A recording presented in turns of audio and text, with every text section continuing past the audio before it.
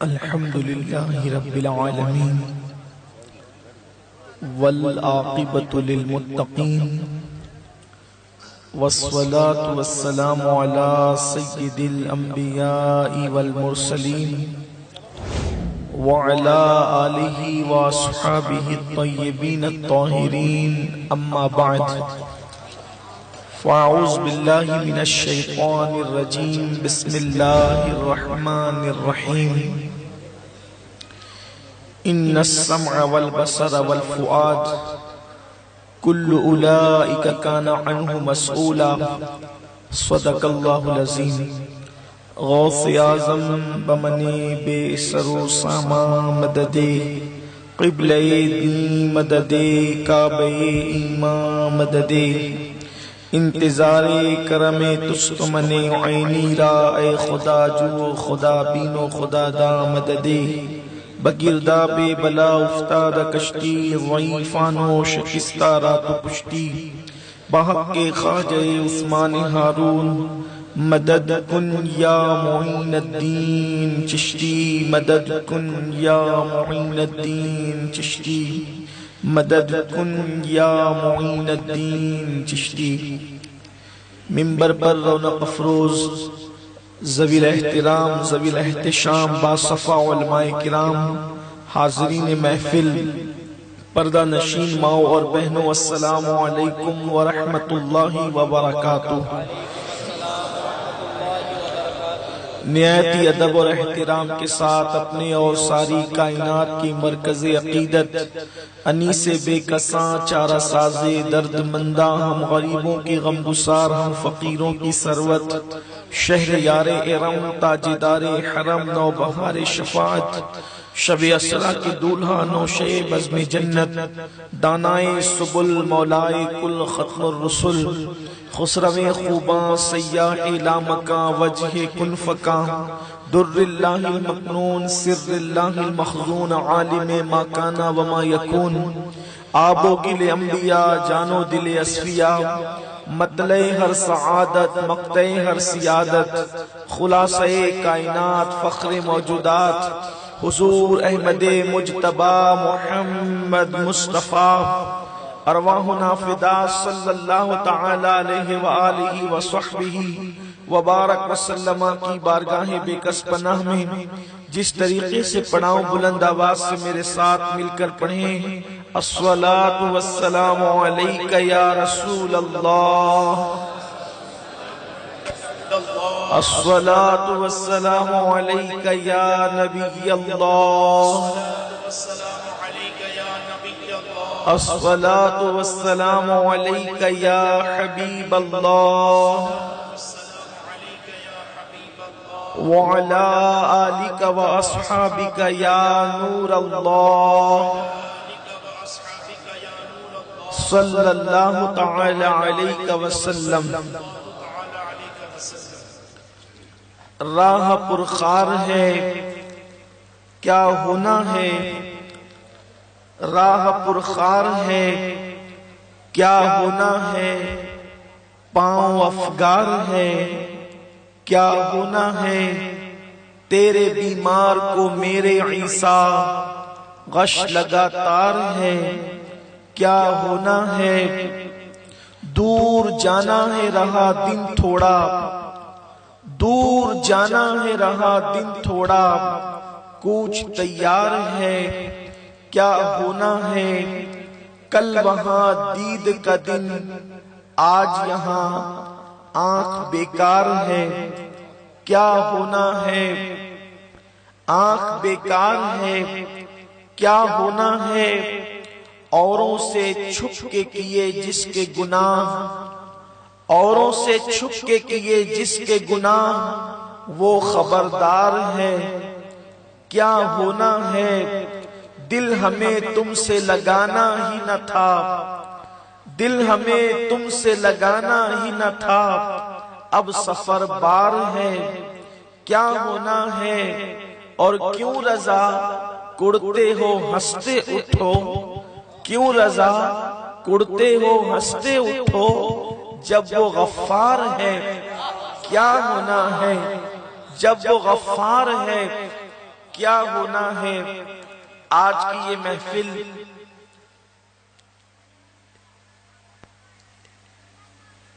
اصلاح عقائد و اعمال کے حوالے سے انعقاد پذیر ہے اور ہم سب اس میں حاضر ہیں۔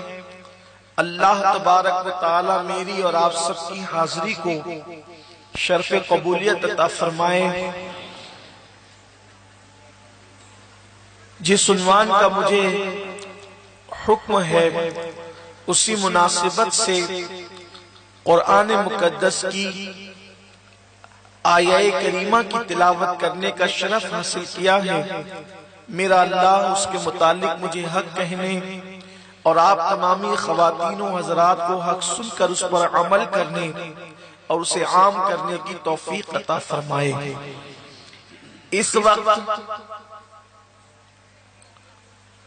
پوری دنیا میں اور بالخصوص ہمارے پیارے ملک ہندوستان میں مسلمانوں کی جو کیفیت اور جو حالات ہیں وہ انتہائی بڑے عجیب و غریب ہیں۔ گھر گھر بے چینی اور اضطراب کا ماحول ہے، گھر گھر بے قراری کا ماحول ہے۔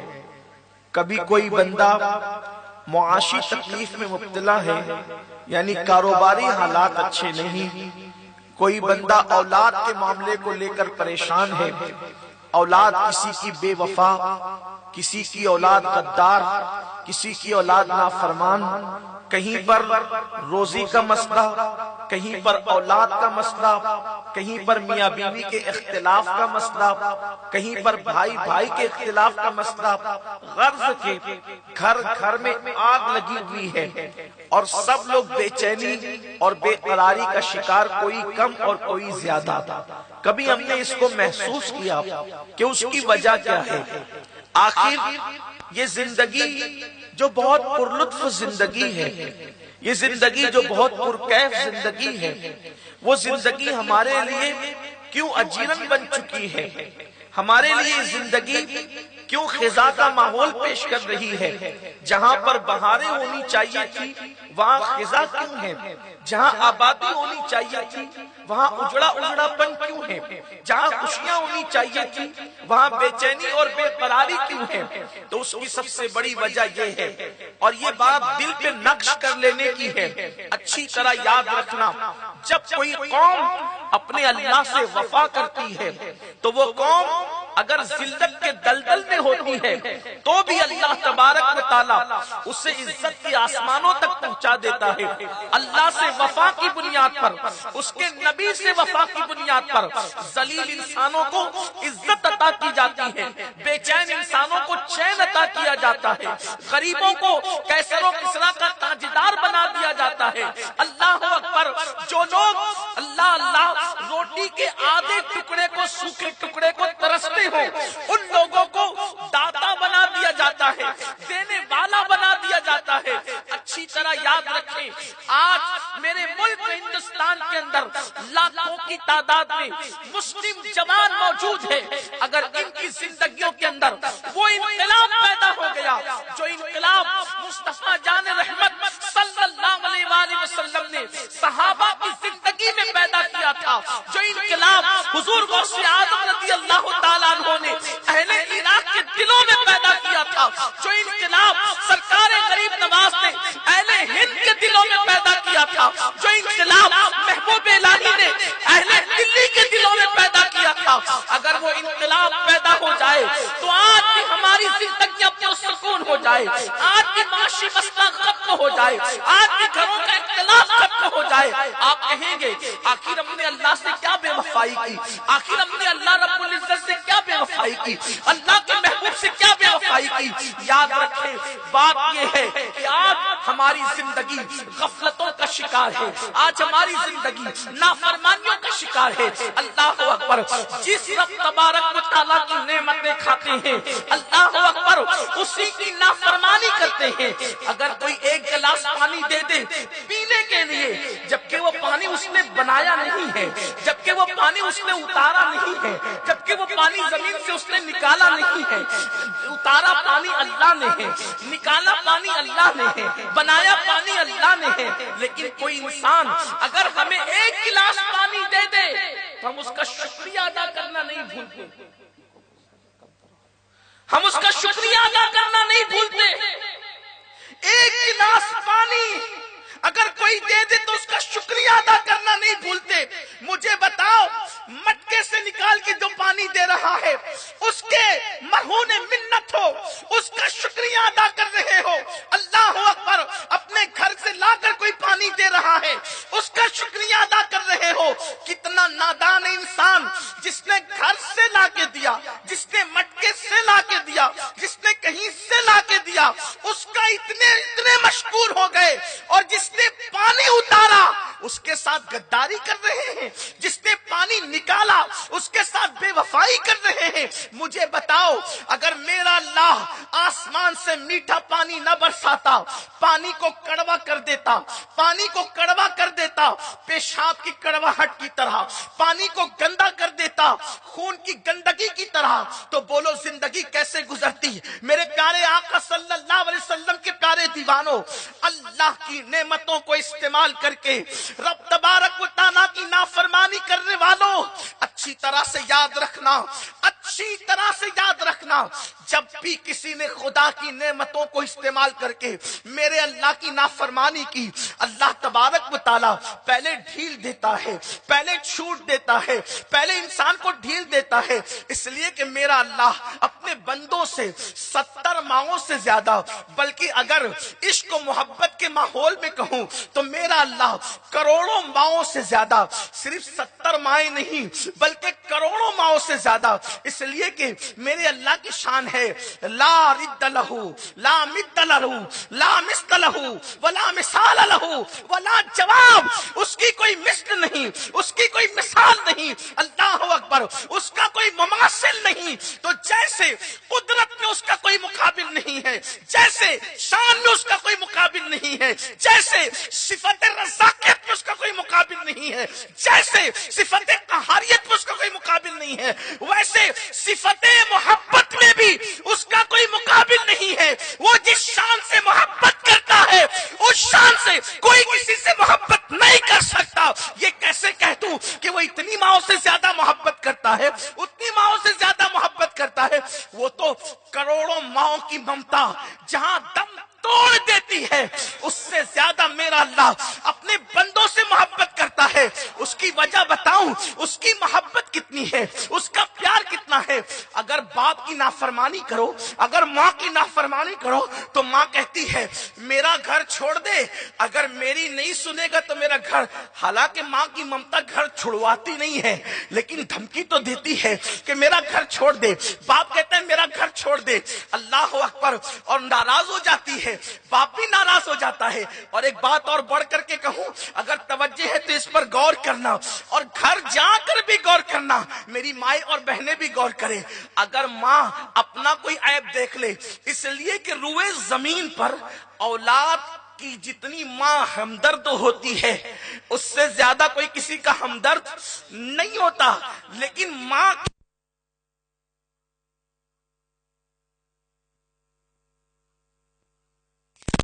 وہ اپنے شوہر سے ضرور شیئر کرتی ہے یا اپنے دوسرے بیٹوں سے شیئر کرتی ہے.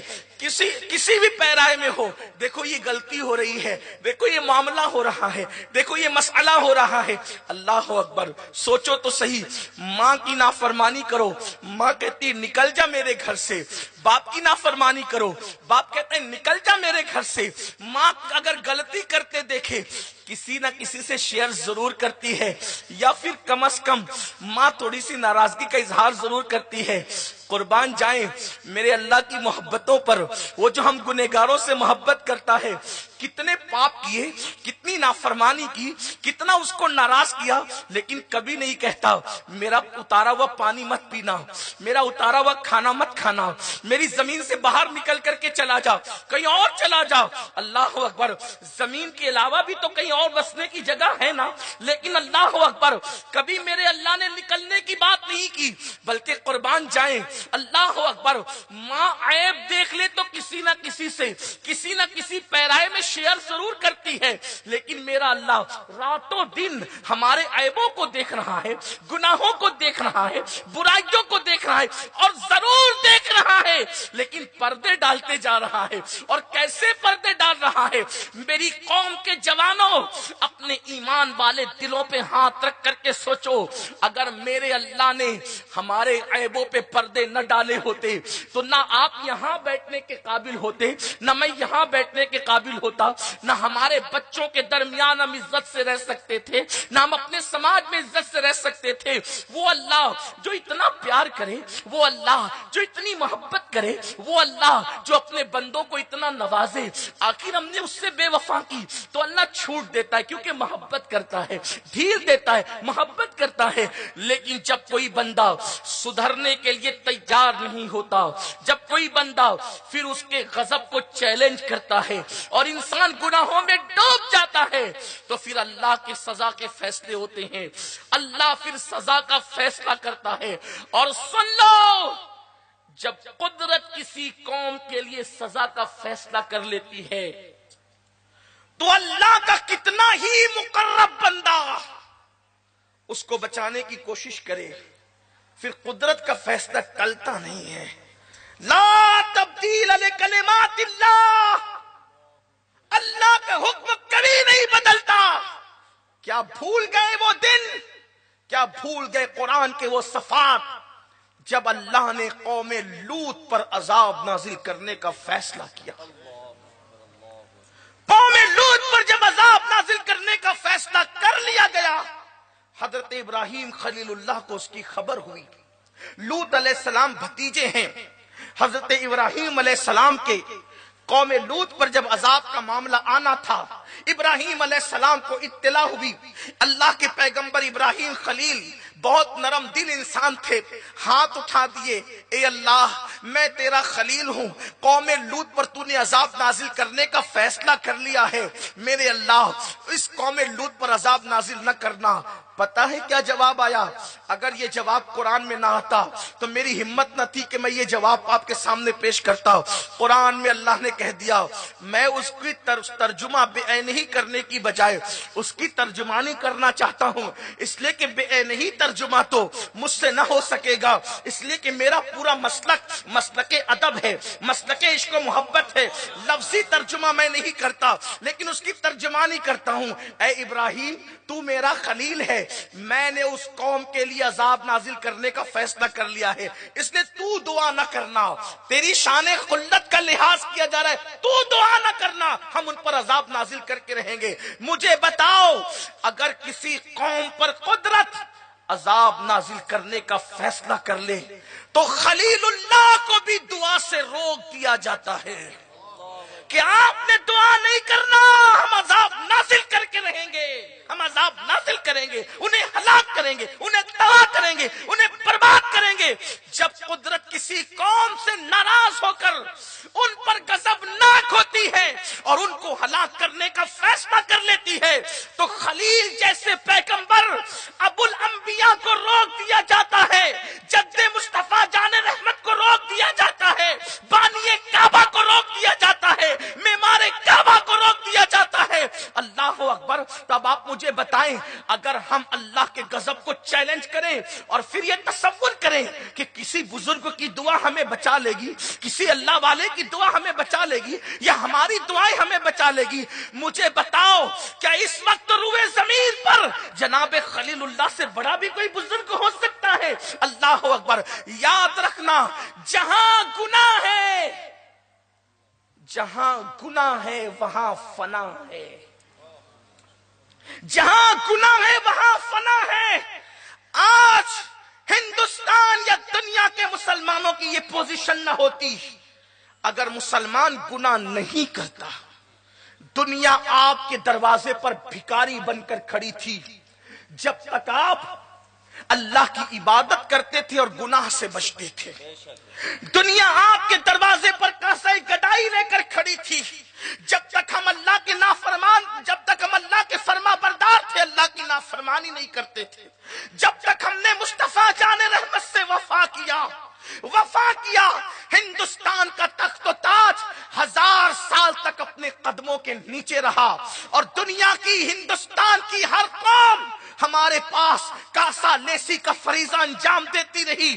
لیکن جب سے مصطفیٰ کریم کی وفا دلوں سے نکل گئی، مصطفیٰ جان رحمت کا ادب نکل گیا، اللہ کا خوف نکل گیا، اللہ کی خشیت نکل گئی، آج مسلمان کا حال یہ ہے. مسلمان سنیما میں آدھا گھنٹہ پہلے جا کر تو بیٹھ سکتا ہے، لیکن مسلمان جمعہ کی نماز میں آدھا گھنٹہ پہلے جا کر نہیں بیٹھ سکتا.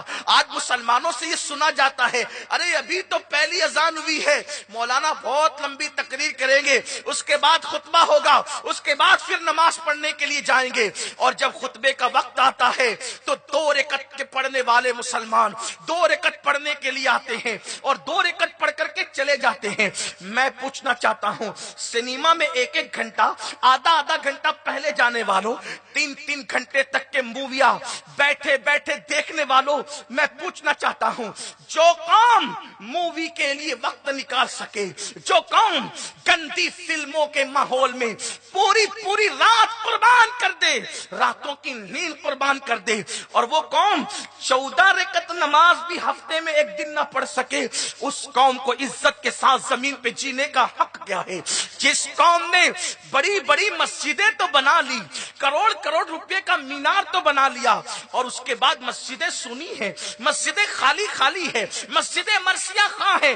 جا کر کے دیکھو مسلمانوں کی بستیوں میں اور بالخصوص سنیوں کی بستیوں میں فجر کی نماز میں مسجدوں کی حالت کیا ہے. بڑی معذرت کے ساتھ سنیوں کا مجمع ہے، اور مجھے یہ بتانے کی ضرورت نہیں کہ میں بھی سنی ہوں. اللہ کا شکر ہے میں پشت 2 پشت سے نہیں، بے فضلی تعالیٰ میں 41 پشت سے سنی ہوں الحمدللہ تعالیٰ. ہاں، یہ بتانے کی مجھے ضرورت نہیں ہے، لیکن میں یہ بات ضرور کہنا چاہتا ہوں، غلطیاں ہم سے بھی ہوئی کہ ہم نے جب سبحان اللہ کہنے پر جنت بانٹی تو کوئی بے وقوف ہے جو نماز پڑھنے کے لیے آئے گا. ہم نے جب چہرے دکھا کر جنت بانٹی، فلاں کا چہرہ دیکھو جنت ملے گی، فلاں کا چہرہ دیکھو جنت ملے گی. بڑی معذرت کے ساتھ جن کے چہرے دکھا کے جنت بانٹ رہے ہو، کیا ان کا بھی جنت میں جانا یقینی ہے؟ کیا وہ بھی جنت میں جائیں گے؟ یاد رکھو، ہمیں قوم کے ساتھ اس طرح کی بے وفائی نہیں کرنا چاہیے. اگر فضیلت کی باتیں کہیں ہیں تو فضیلت کی باتیں وہاں پڑھی جاتی ہے جہاں قوم کے اندر عمل کا جذبہ ہے. جو قوم 5 وقتہ نماز تو 5 وقتہ نماز ہے، نماز جمعہ سے بھی کوسوں دور ہو، ہم ان کو سبحان اللہ پر جنت کی بشارت کیسے دے سکتے ہیں؟ اور آپ سے کہنا چاہتا ہوں، سن لو، شیطان کے فریب میں اور خود فریبی میں مبتلا ہونے والے نوجوانوں، اگر یہ سمجھتے ہو کہ حضور جنت دلائیں گے، غوث پاک جنت دلائیں گے، غریب نواز جنت دلائیں گے، اعلیٰ حضرت جنت دلائیں گے، مخدوم سمنہ جنت دلائیں گے، یہ عقیدہ بالکل درست ہے، اس سے مجھے کوئی اختلاف نہیں. لیکن جنت یہ اس کو دلائیں گے جو مومن مرے گا، جو مسلمان مرے گا. ایمان ہی ساتھ نہ لے گئے تو جنت ملنا پھر کیسے ہے؟ ایمان نہیں ہوگا تو نبی کا بیٹا بھی جہنم میں جائے گا. یہ کڑوی حقیقت ہے. اگر ایمان نہ ہو تو نبی کا بیٹا بھی جہنم میں. آپ نے سمجھا کیا ہے؟ ہوش کے ناخن لو، دنیا میں پہلی اور آخری مرتبہ آئے ہو، میرے اللہ کے غضب کو دعوت مت دو.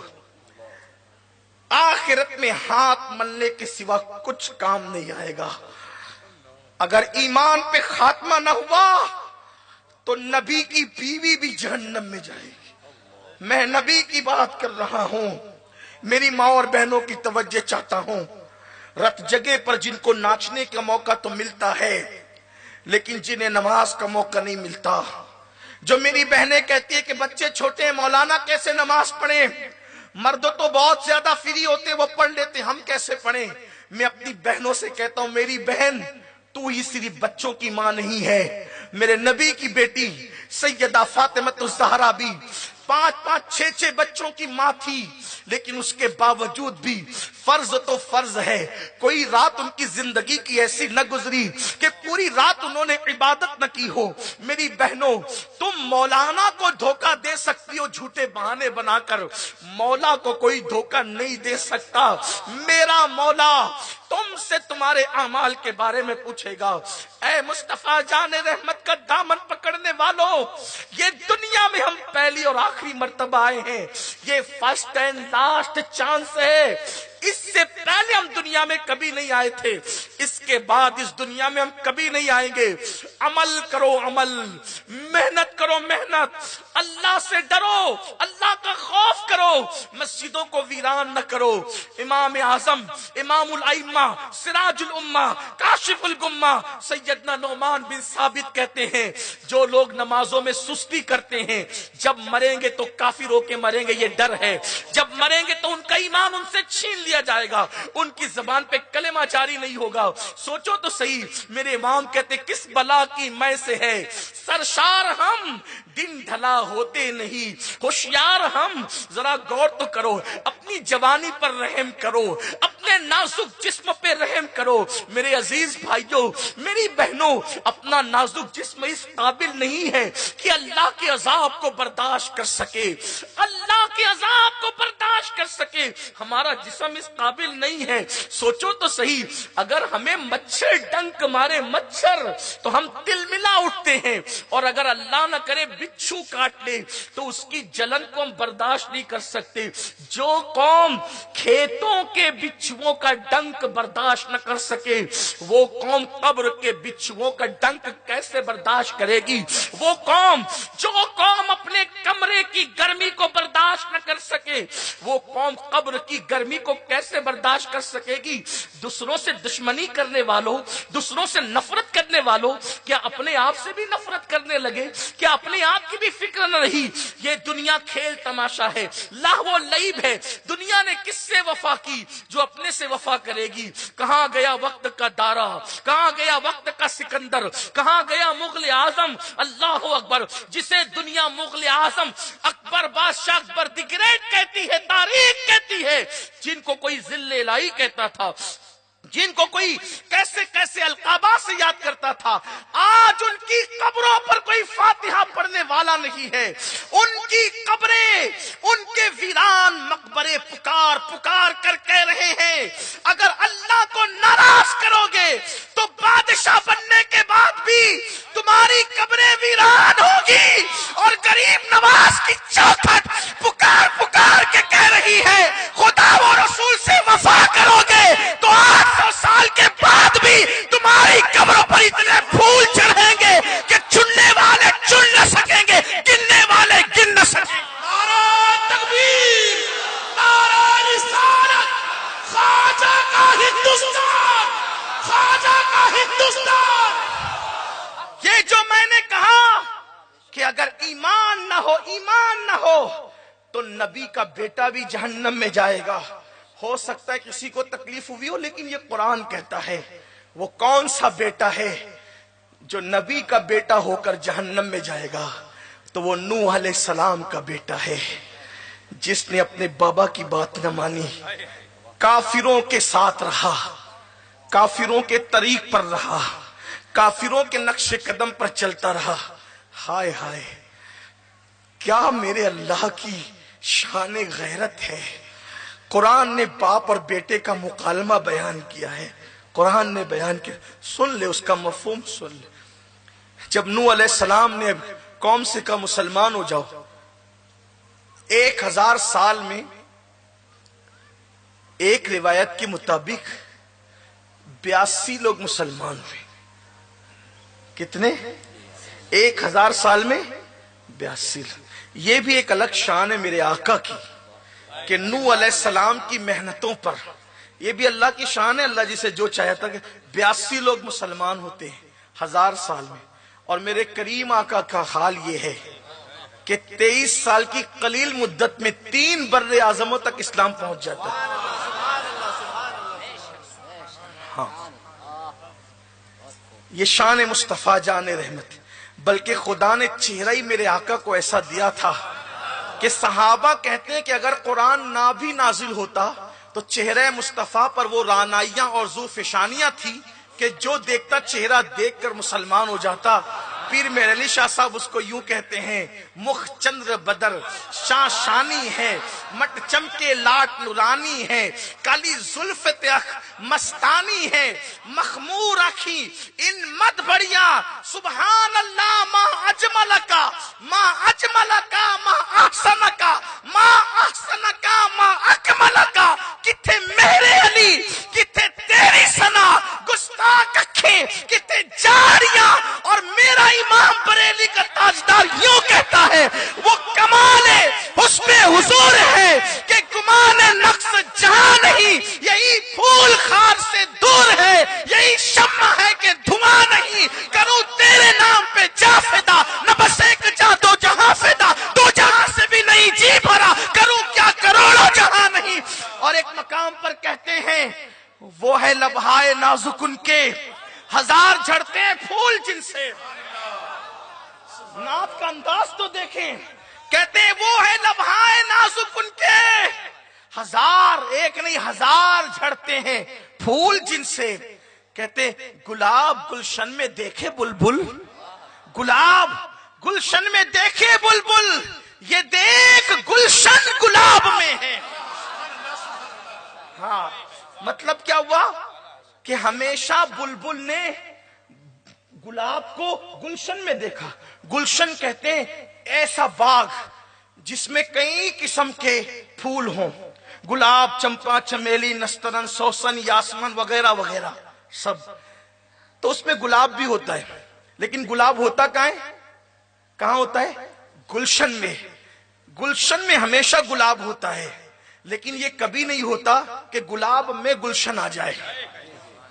گلاب میں گلشن آ جائے یہ کبھی، سمجھ رہے؟ ایم پی میں میں بات کر رہا ہوں، مجھے پتا ہے یہاں کے لوگ ہندی جانتے ہیں، اردو کم جانتے ہیں، لیکن ہمارے یہاں کم زیادہ زبان کا مسئلہ نہیں، ہمارے یہاں تو دلوں اور عشق کا مسئلہ ہے۔ زبان کوئی ہو، زبان کوئی ہو، جذبات کبھی اجنبی نہیں ہو سکتے، اور جذبات کو سمجھنے کے لیے نہ کان کی ضرورت ہے نہ زبان کی ضرورت ہے، جذبات سمجھنے کے لیے دل کی ضرورت ہے۔ میں نے جب امام کے عشق و محبت کی بات اس دیہات میں بھی کی جہاں لوگ صحیح کلمہ نہیں پڑھتے تھے، تو وہاں کے لوگ بھی جھوم جھوم اٹھے، پتا چلا جس کے جذبات کو سمجھنے کے لیے زبان اور الفاظ کی ضرورت نہیں ہے، وہ دل کے جذبات کی ضرورت ہے۔ تو امام کہتے ہیں کہ اے بلبل، تو نے ہمیشہ پھول کو گلشن میں دیکھا ہوگا، کبھی پھول میں گلشن سمٹا ہوا نہیں دیکھا ہوگا، لیکن مدینے آ اور دیکھ گلاب گلشن میں، دیکھے بلبل یہ دیکھ گلشن گلاب میں ہے۔ اگر پورا گلستہ کہیں سمٹ آیا ہے تو وہ مصطفیٰ جان رحمت کی ذات۔ اور ایک مقام پر کہتے ہیں حسن تیرا سا نہ دیکھا نہ سنا، حسن تیرا سا نہ دیکھا نہ سنا، کہتے ہیں اگلے زمانے والے، اور جگمگا اٹھی میری گور کی خاک۔ سنیوں کیا نصیبیں ہیں اپنے، اگر سنی بن جاؤ، نعرے والے نہیں حقیقی سنی بن جاؤ۔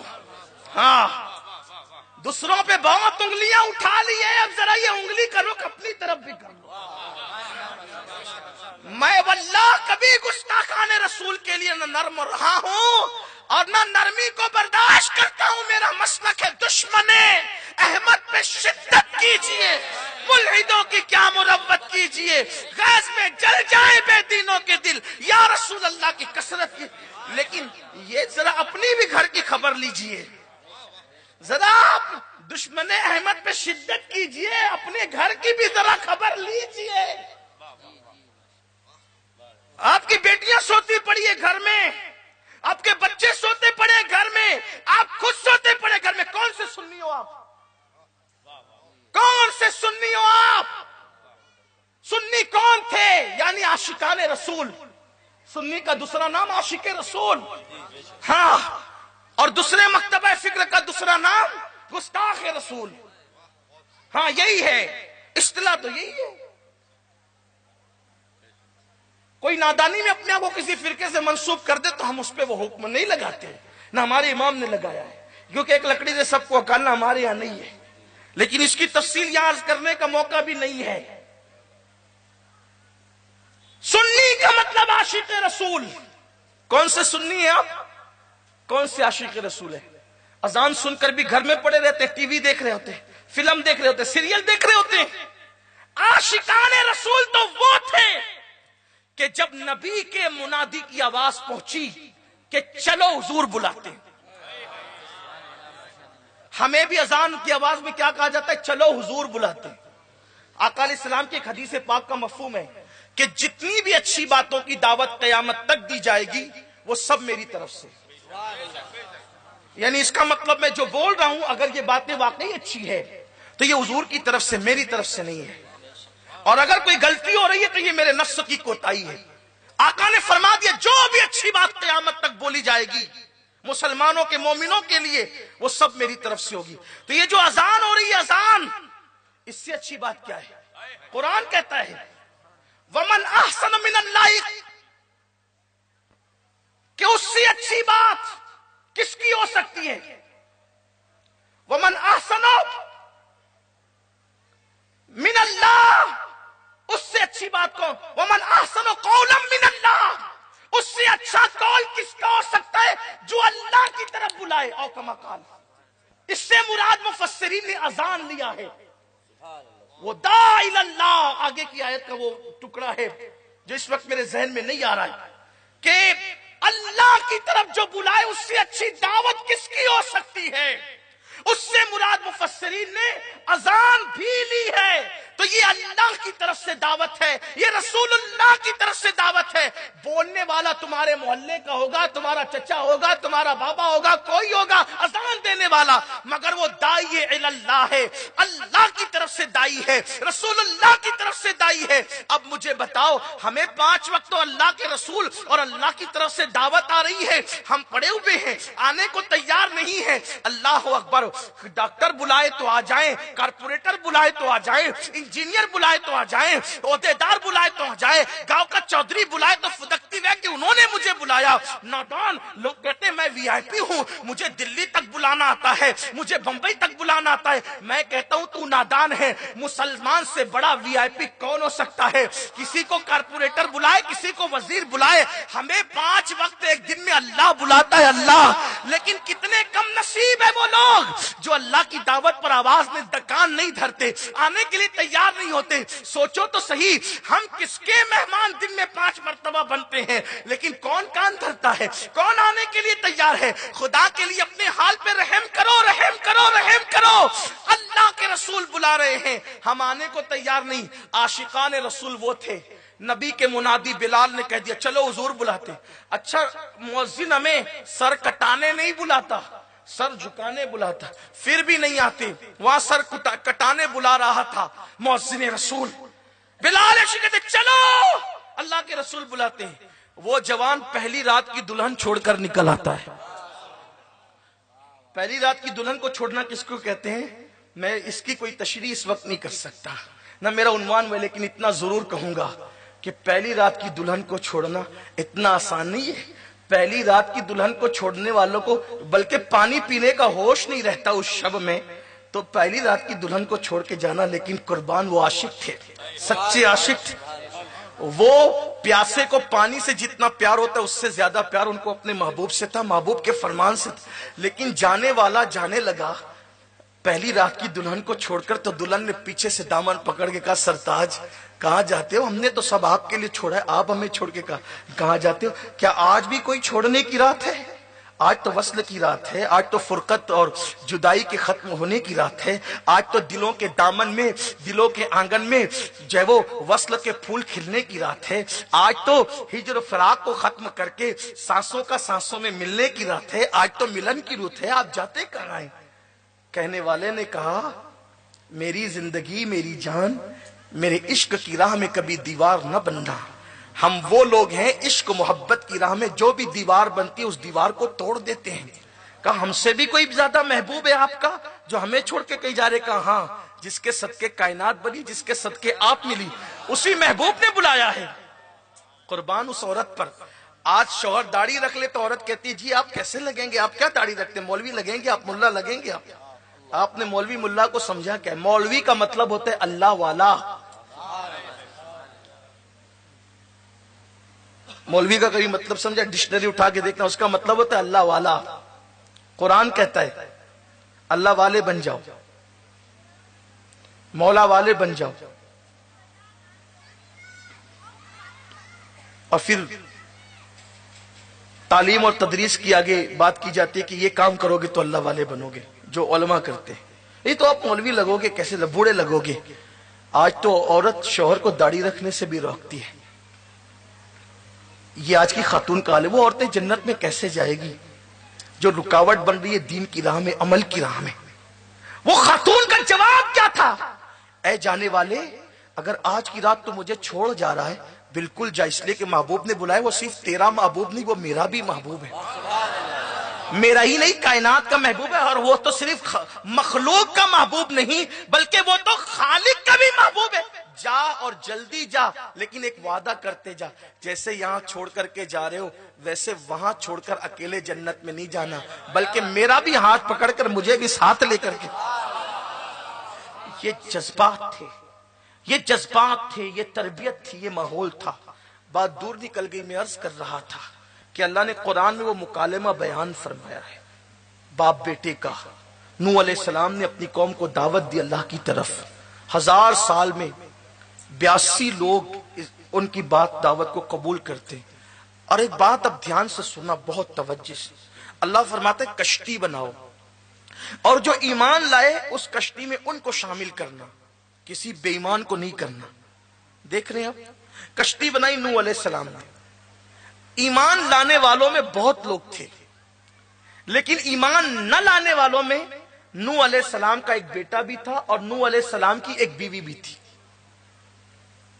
ایک بیوی بھی آپ کی ایمان نہیں لائی تھی اور ایک بیٹا بھی آپ کا ایمان نہیں لائی. جب آپ کشتی بناتے تھے تو آپ کی بیوی تالی اس طرح کر کے آواز لگا کر کافروں سے کہتی تھی دیکھو اسے، لوگ پانی پینے کو ترستے ہیں اور یہ کہتا ہے پانی میں کشتی چلے گی تو یہ کشتی چلانے کے لیے پانی آئے گا کہاں سے؟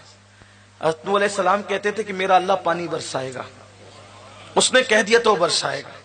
ان اللہ لا یخلف المیعاد، اس کا وعدہ کبھی جھوٹا نہیں ہوتا. اس نے کہہ دیا تو ہوگا.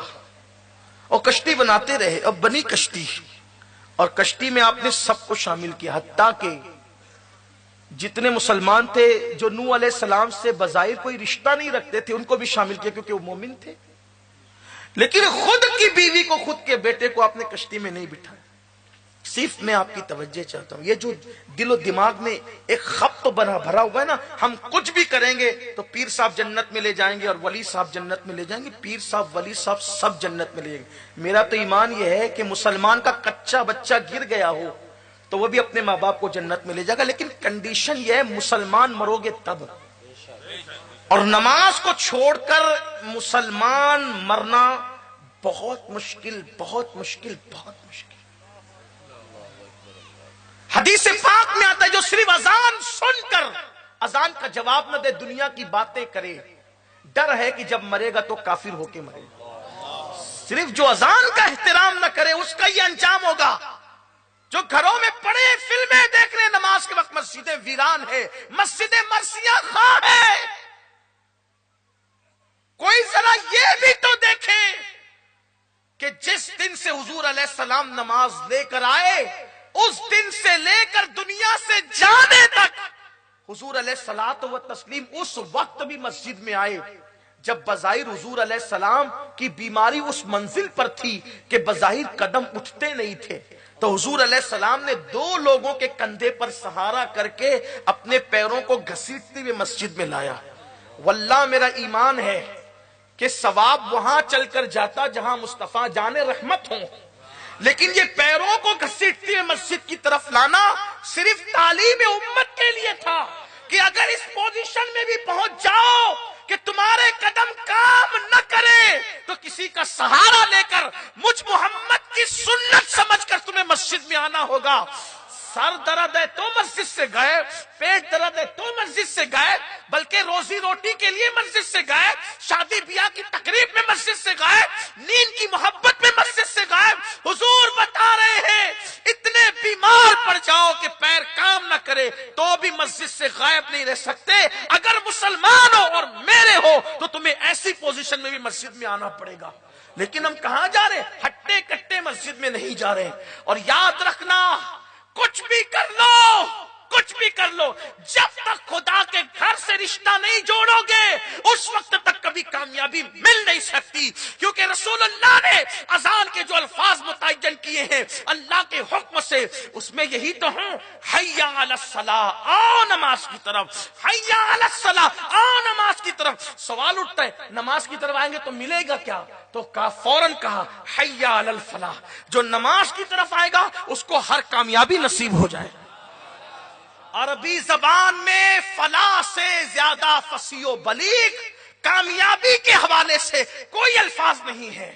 اس میں دنیا کی بھی کامیابی، اس میں آخرت کی بھی کامیابی، اس میں قبر کی بھی کامیابی، اس میں حشر کی بھی کامیابی، اس میں جنت کی بھی کامیابی، ساری کامیابی اس فلاح کے اندر جو ہے وہ چھپی ہوئی ہے۔ مسجد سے جب تک رشتہ نہیں جوڑ کامیابی نہیں ہو سکتی۔ تو حضرت نوح علیہ السلام نے کشتی میں سوار کر لیا لوگوں کو، اور سوار کر لیا، لوگ سوار ہو گئے۔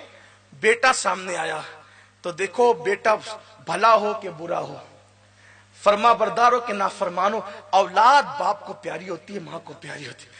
سب کشتی میں بیٹھ گئے، نوح علیہ السلام بھی بیٹھ گئے۔ سامنے بیٹے کا چہرہ آیا تو نوح علیہ السلام نے شفقت پدری، باپ کی محبت، باپ کی محبت، بیٹے کا بیٹا میں تجھے اپنی کشتی میں سوار کر لیتا، کاش تو ایمان لے آتا۔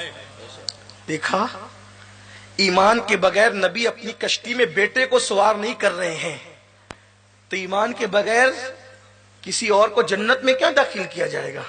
آپ دیکھیں نا، ایک طرف کشتی ایک طرف جنت۔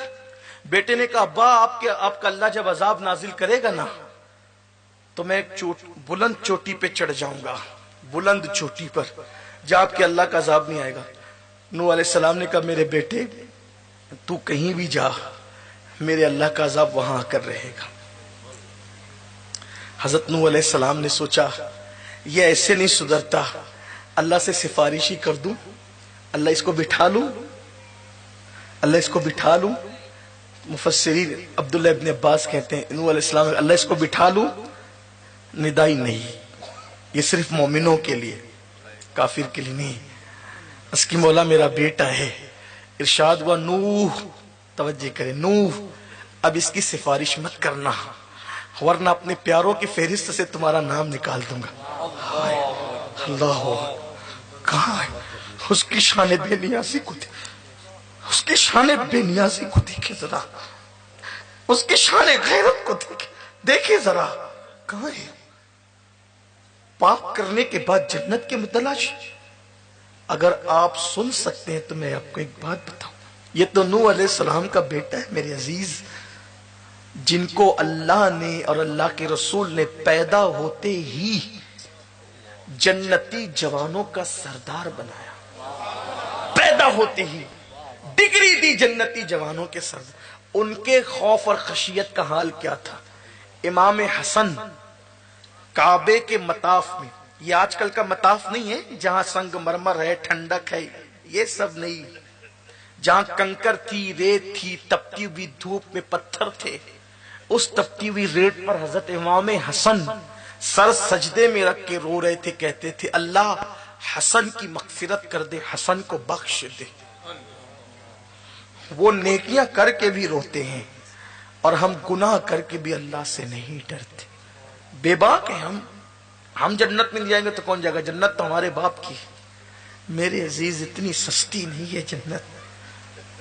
اولیاء کام شیطان کے کریں اور باتیں ولیوں جیسی کریں۔ وہ استاد زمن کا حق تھا جو یہ کہیں کہ سیر گلشن کون دیکھے، دشت طیبہ چھوڑ کر سوئے جنت کون جائے در تمہارا۔ وہ امام اہل سنت کو حق تھا ہم رسول اللہ کے جنت رسول، ہم رسول اللہ کے پہلے ہو تو جائیں۔ ہم رسول اللہ کے کب ہوئے اور کتنے ہوئے؟ اگر ہیرو داڑھی رکھ لے تو ہم ہیرو کی نقل میں داڑھی رکھ سکتے ہیں۔ 1450 سال سے سن رہے ہیں کہ حضور کی سنت ہے داڑھی، کبھی حضور کی سنت سمجھ کے رکھی؟ دل تو ہیرو کو دیا نا، دل تو کرکٹر کو دیا نا، دل حضور کو کب دیا؟ ہم رسول اللہ کے بننا اتنا آسان نہیں ہے. رسول اللہ کا بننے کے لیے علی اکبر جیسا بیٹا قربان کرنا پڑتا ہے، علی اصغر جیسا ننھی جان قربان کرنی پڑتی ہے. چھوٹی چیز تھوڑی ہے، یہ عشق ہے. عشق حضرت امیر خسرو نے کہا خسرو وادی پیم کی، خسرو نادی پیم کی الٹی وا کی دھار، جو نکلا سو ڈوب گیا، سو ڈوبا سو پار. عشق کی وادی اتنی آسان نہیں ہے جتنا ہم نے سمجھ رکھا ہے. ہم رسول اللہ کے چہرے پہ داڑھی نہیں، ہم رسول اللہ کے. سود کھا رہا ہے، ہم رسول اللہ کے. ماں باپ کو ستا رہے، ہم رسول اللہ کے. اگر آپ وقت دیں گے تو میں ایک بات بتاؤں گا کہ رسول اللہ کے کون ہے اور ان کی صفت کیا ہے، بس وہ ایک بات کر کے بات ختم کر دوں گا. حالانکہ میں نے کہیں ذکر کیا تھا، لیکن آج چونکہ ماحول ایسا بن گیا تو اس لیے میں چاہوں گا کہ وہ جو واقعی رسول اللہ کے لوگ ہیں نا امتیوں میں، وہ کیسے تھے، وہ ایک بات سے بتاؤں گا. یہ ایک بات کے بعد اور بات ختم کر دوں گا، کیونکہ سردی کا موسم ہے، وقت بھی کافی ہوا ہے اور میرے کچھ عزیز بھائی کھڑے ہو کر کے سن رہے ہیں، تو اس لیے مجھے اس کا بھی خیال ہے کہ ان کے پیروں کو تکلیف بھی ہو رہی ہوگی، تو بات جلدی مکمل ہوگی. لیکن آپ کی توجہ ہے، امام حسن مجتبی مطاف کعبہ میں سر رکھ کر کے روئے، اللہ حسن کو بخش دے، اس کی مغفرت کر دے. رو رہے ہیں، داڑھی تر ہے آنسوؤں سے داڑھی تر ہے. سر سجدے سے اٹھاتے ہیں تو کوئی کہتا ہے حسن، دیکھیں آپ، حسن آپ رو رہے تھے بخشش کے لیے. اور مغفرت بڑی چیز ہے. دیکھو اللہ نے روزی دینے کا وعدہ کیا ہے، لیکن اللہ نے مغفرت کا وعدہ کسی سے نہیں کیا ہے، نام بنام نامزد کر کے کسی سے نہیں کیا. اسی لیے فاروق اعظم جیسی شخصیت کہتے تھے اگر اللہ کہہ دے کہ سب جہنم میں جائیں، سب جنت میں جائیں گے ایک کے سوا، سب جنت میں جائیں گے ایک کے سوا، میں ڈروں گا کہ کوئی وہ ایک میں ہی تو نہیں ہوں. جس کو حضور جنت کی بشارت دے اس کے خوف کا عالم یہ ہے.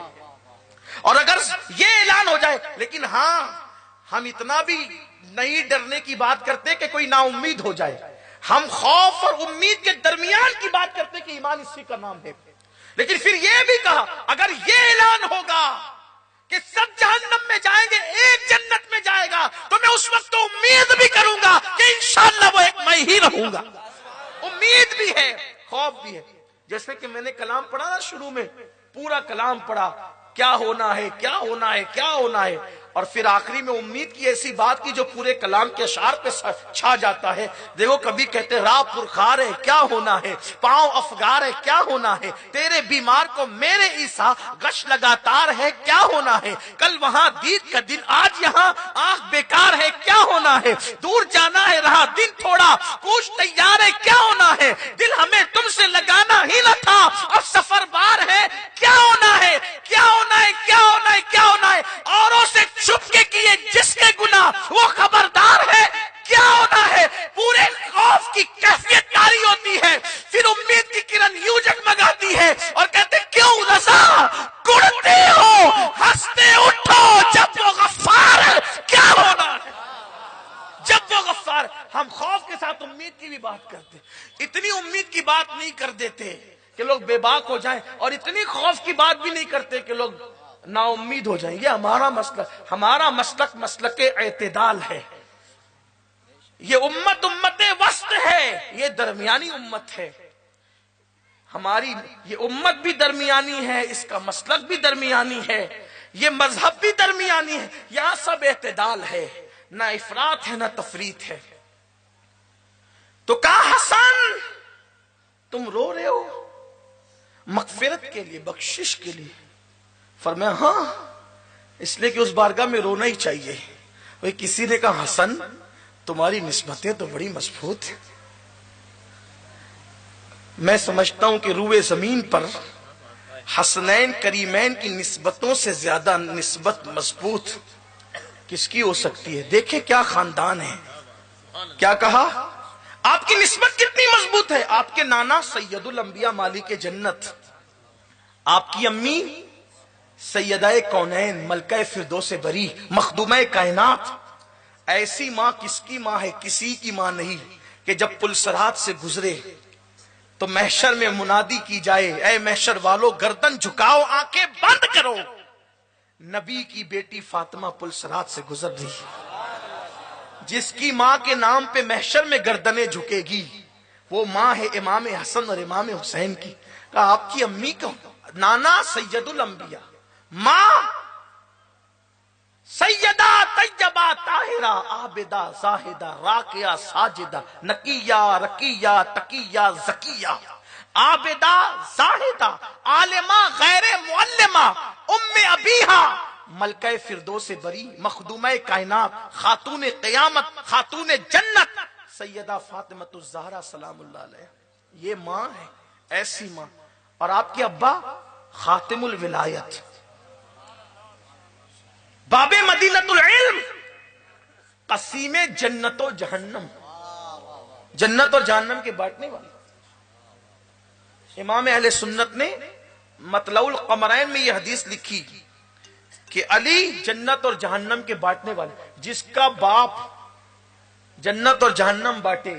اب آپ دیکھ سکتے ہیں نا، وہ بیٹا رو رہا ہے، بلکہ وہ بیٹا تو رو ہی رہا ہے، یہ غلط فہمی بھی دور کر دوں، نبی نے جس کو قسیم جنت و جہنم فرمایا، جنت کا بانٹنے والا، جہنم کا بانٹنے والا۔ حدیث پاک میں آتا ہے مولا علی رات کے آخری پہر میں داڑھی پکڑ کر اللہ کے خوف سے ایسے روتے تھے اور ایسے تڑپتے تھے جیسے سانپ کسی کو ڈس لیتا ہے تو وہ کیسے تڑپتا ہے، ایسے علی اللہ کے خوف سے تڑپتے تھے۔ جس کے ہاتھ میں جنت اور جہنم بانٹنے کا اختیار دیا گیا ہے، جس کی محبت مومنوں کے لیے خاص کر دی گئی اور جس سے نفرت منافقوں کے لیے خاص کر دی گئی، علامت ہے نفاق کی، خاص علامت ہے، وہ رو رہا ہے۔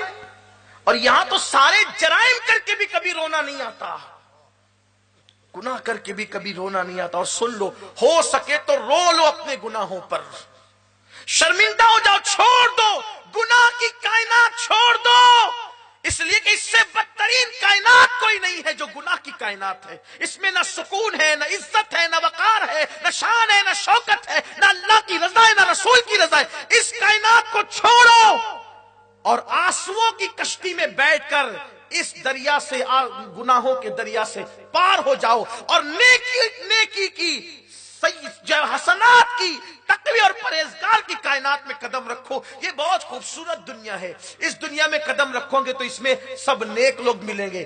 اسی کائنات نیکی اور حسنات کی کائنات میں کبھی غوث پاک سے ملاقات ہوگی، کبھی غریب نواز سے ملاقات ہوگی، کبھی محبوب الہی سے ملاقات ہوگی، کبھی اللہ اکبر امام اہل سنت سے ملاقات ہوگی، کبھی صابر کلیر سے ملاقات ہوگی، کبھی اصحاب رسول صدیق اکبر فاروق اعظم عثمان غنی مولائے کائنات سے ملاقات ہوگی۔ کیونکہ یہ کائنات نیکیوں کی کائنات، گناہوں کی کائنات میں ڈوبے رہو گے تو کبھی فرعون کے قریب جاؤ گے، کبھی حامان کے قریب جاؤ گے، کبھی شداد کے قریب جاؤ گے، کبھی بخت نصر کے قریب جاؤ گے، کبھی ان جہنمیوں کے قریب، کیونکہ وہ کائنات گناہوں کی کائنات، اس کائنات میں سب گنہگار بستے ہیں۔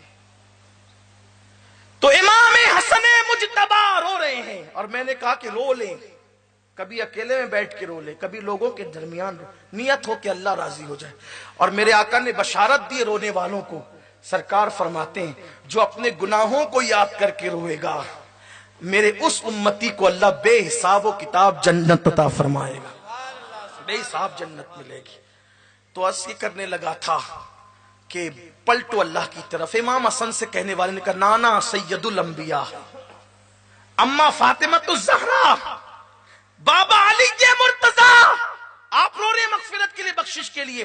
امام حسن کا جواب سنو، فرمایا اے مجھے رونے سے روکنے والے، یہ اللہ کا گھر ہے، اللہ کا گھر، یہاں ماں باپ کی فضیلت بیان کرنے کی جگہ نہیں ہے، یہاں اللہ کے خوف سے رو کر اس کے کرم سے بھیک مانگنے کی جگہ ہے، اس کے کرم کی بھیک مانگنے کی جگہ ہے۔ یہاں فضیلتیں بیان نہ کر، وہ فضیلت والے ہیں لیکن یہاں تو رو کر اسے منانا ہوگا۔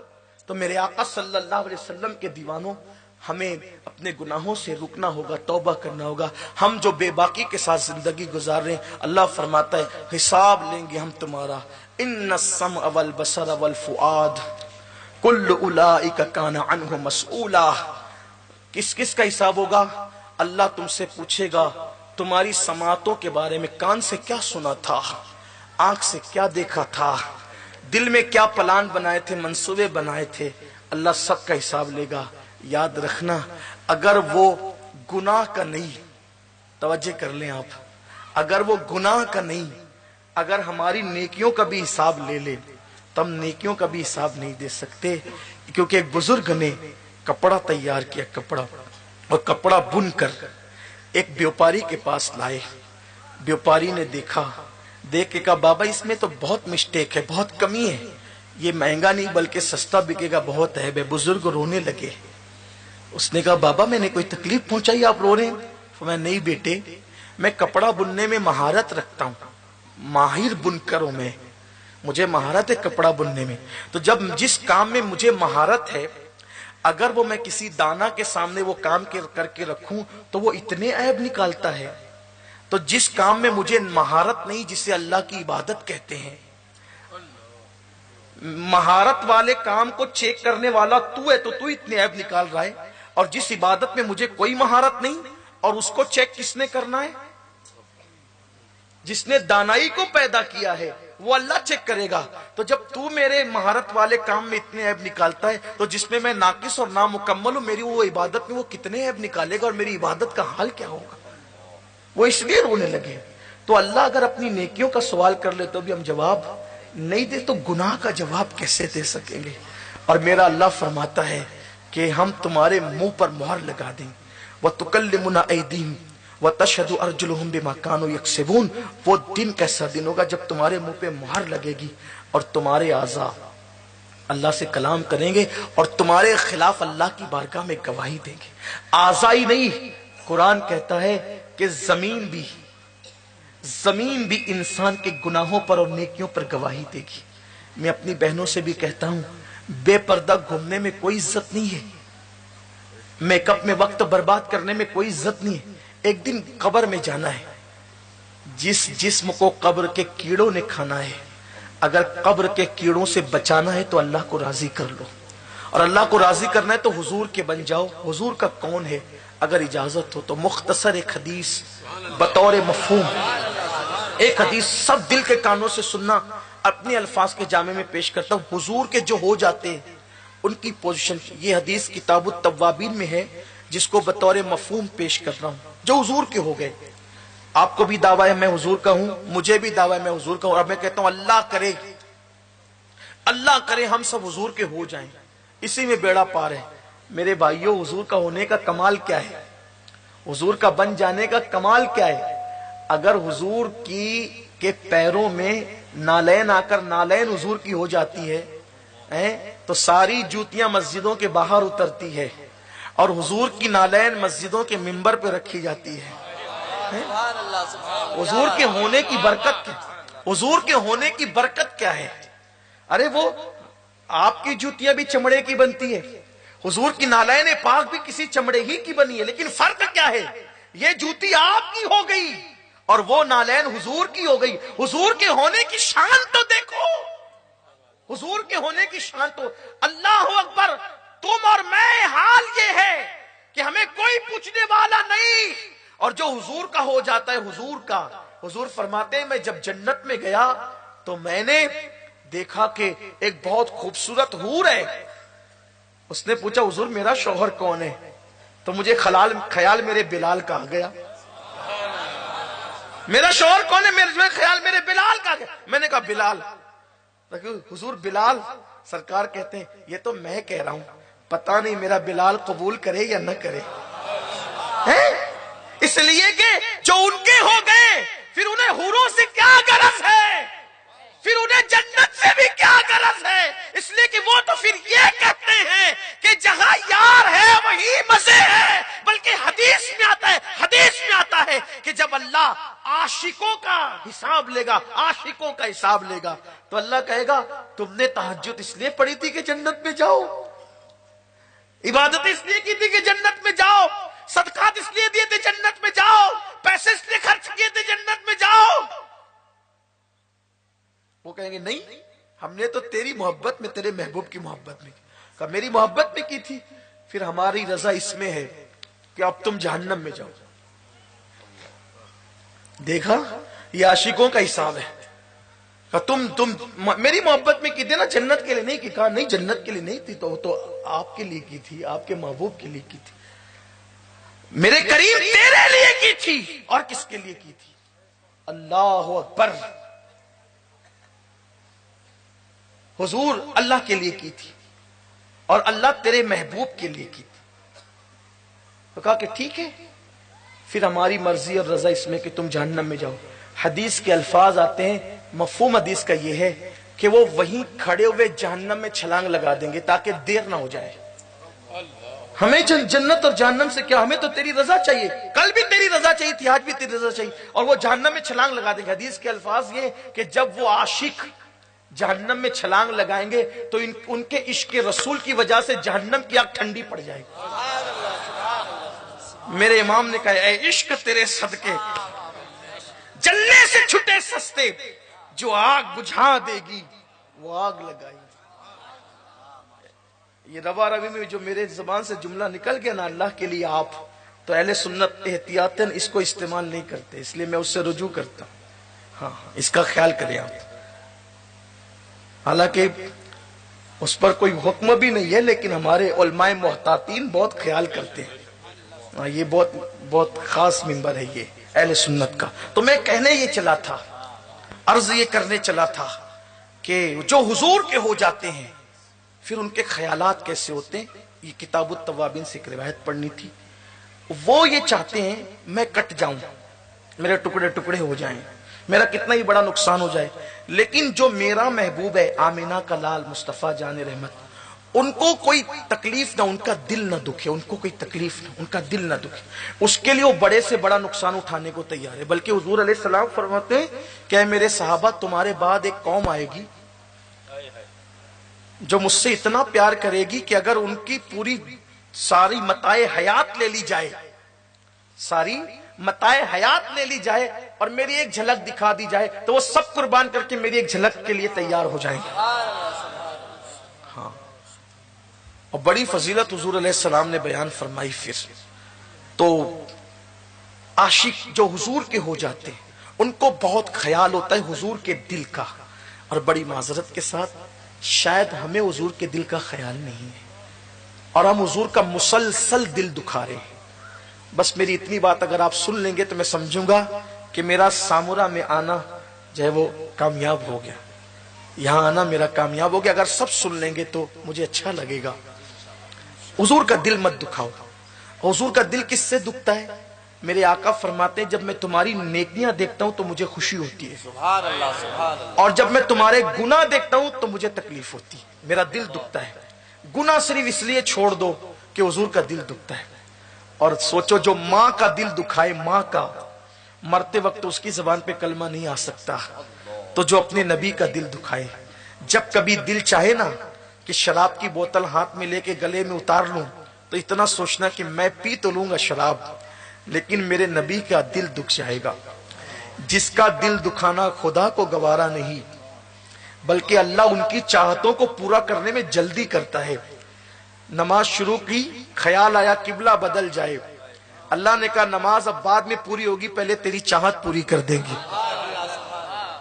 اور قبلتن ترداہ کہہ کے کہا ہمیں مکان سے کیا غرض پیارے، ہمیں تو پیارا ہے، تو جدھر رخ کر لے اسی کو قبلہ بنا دے۔ جب وہ اپنے محبوب کے دل کا اتنا خیال فرماتا ہے تو ہمیں کتنا کرنا چاہیے؟ ہمیں تو ان سے سب نعمتیں لینا، اللہ تو بے نیاز ہے، ہمیں تو سب نعمتیں حضور ہی سے لینی ہے۔ حضور کا خیال کرو۔ اور ایک بات آپ سے کہتا ہوں، لوگ خوش رہنے کے لیے کہتے ہیں کوئی ایسا وظیفہ دے دو خوش رہیں، کوئی ایسا کام بتا دو خوش رہیں، کوئی ایسا طریقہ بتا دو خوش رہیں۔ میرے پاس اتنا مضبوط نسخہ ہے خوش رہنے کا، یہاں بھی خوش رہو گے، قبر میں بھی خوش رہو گے، محشر میں بھی خوش رہو گے، جنت میں بھی خوش رہو گے۔ ایک ہی کام کرو، حضور کو خوش کرو، اللہ ہر خوشی آپ کو نصیب فرمائے۔ جس کے سر پہ ہاتھ رکھ دو کہ اس کو بھی خوشیاں ملنے لگ جائے، بس حضور کی خوشی کا خیال کرو۔ اور ان کو تکلیف کب ہوتی ہے؟ کوئی گناہ کرنے۔ لوگ کہتے ہیں صغیرہ گناہ کبیرہ گناہ، میں کہتا ہوں عاشق کیا جانے صغیرہ کبیرہ، ہم تو بس اتنا جانتے صغیرہ ہو کہ کبیرہ ہو محبوب کا دل دکھتا ہے، اس لیے ہم صغیرہ بھی کرنا نہیں چاہتے۔ یہ ہے فکر۔ تو جو بات کرنے چلا تھا وہ یہ ہے کہ ایک جوان تھا اور وہ جوان حضور کے پاس آیا اور وہ جوان حضور کے پاس آیا تو حضور کا چہرہ دیکھا، حضور کی منموہنی صورت دیکھ کر، حضور کی خدا باتی صورت دیکھ کر وہ بھی حضور کے قدموں میں ڈھیر ہو گیا اور کہنے لگا یا رسول اللہ میں کلمہ پڑھ کے مسلمان ہونا چاہتا ہوں، آپ مجھے کلمہ پڑھائیں۔ میرے آقا نے اس جوان کو کلمہ پڑھایا، وہ مسلمان ہو گئے۔ سرکار نے کہا جاؤ اب اپنی ذمہ داریاں نبھاؤ۔ عرض کی آقا کہاں جائیں؟ اب دل نہیں چاہتا آپ کو چھوڑ کے کہیں جانے کا، حضور میں چاہتا ہوں کہ آپ ہی کے قدموں میں رہ جاؤں، یہیں رہ جاؤں، آپ مجھے کوئی کام سونپے، ذمہ داری سونپے۔ میرے کریم آقا نے ان کو کہا ٹھیک ہے، انہیں کچھ کام سونپا۔ وہ کبھی بکریوں کو چارہ ڈال دیتے، کبھی اونٹ حضور کے چرا دیتے، کبھی کسی صحابی کو بلانے کے لیے جانا ہوتا تو بلا دیتے، وہ کام سے لگ گئے۔ ایک دن میرے آقا علیہ السلام نے ان کو کسی کام سے بھیجا اور وہ گئے کسی کام کے لیے، اور چلتے چلتے رستے میں ایسا منظر ان کی نگاہوں کے سامنے آ گیا، انہوں نے جان بوجھ کے نہیں دیکھا، آ گیا وہ منظر سامنے۔ زندگی میں کئی مواقع ایسے آتے ہیں کہ بڑے بڑے پرہیزگاروں کے سامنے ایسے مناظر آ جاتے۔ وہ منظر یہ تھا، ایک عورت غسل کر رہی تھی اور اچانک اس پر نظر پڑ گئی، ڈالی نہیں انہوں نے، نظر پڑ گئی۔ جیسے ہی نظر پڑی انہوں نے نظر پھیر لی۔ اب کوئی عورت اگر غسل کر رہی ہو تو پوزیشن کیا ہوگی یہ تو بیان کرنے کی حاجت نہیں ہے نا، سب کو پتا ہے نا کہ انسان غسل کیسے کرتا ہے، اور اس پوزیشن میں نظر پڑ گئی اور انہوں نے پھیر لی۔ حالانکہ شریعت میں، حدیث میں اس کے بارے میں صراحت موجود ہے کہ اگر نہ چاہتے ہوئے کسی ایسے منظر پر نظر پڑ جائے جو اللہ رسول نے حرام قرار دیا ہے اور تم نظر پھیر لو، یہ گناہ نہیں ہے بلکہ یہ نیکی ہے۔